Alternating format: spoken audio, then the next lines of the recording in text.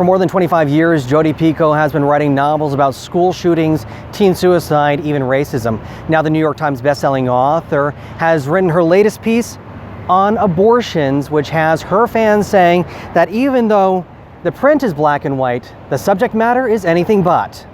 22-year-old Julia Goklowski is a nurse who has seen firsthand the need for educating the population about abortions and contraception. The lack of education really encourages people to need abortion later on when they don't have an education and then they get pregnant and don't know what to do.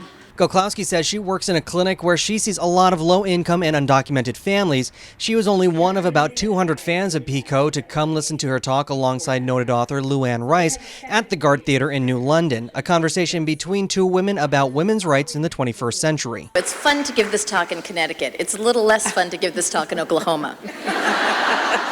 Although I will say, we did get some raucous applause there, but sometimes you could hear a pin drop in that auditorium.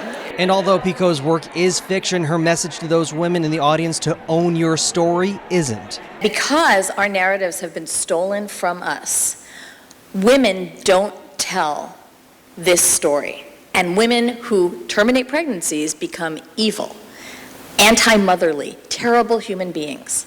When in reality, 1 out of 4 women in this country has an abortion. Sixth grader Kaylee Sheehan started reading Picoult's books last year when she was 10, starting with the Between the Lines series that Picoult wrote with her own daughter. Sheehan got a chance to ask Picoult a question asking about her favorite Picoult novel, My Sister's Keeper. Of course, her style of writing, it's the best. But I also really liked the concept, the matter of it. And while it was a running joke that there were only about 6 men in the audience for this conversation, Tom Estabrooks and his wife Marianne weren't surprised to learn that about 40% of her fans are male. It did and it didn't. I never really thought about it. As for Goklowski, she hopes that as Picoult tours the United States promoting her book, A Spark of Light, more and more people realize they have choices.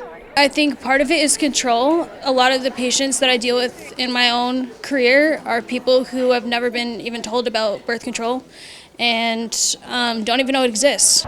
Picoult has been publishing on average a book a year since 1992. She says her next book is slated to be released in October of 2020, which will take place in ancient Egypt. In New London, I'm Ryan O'Connor.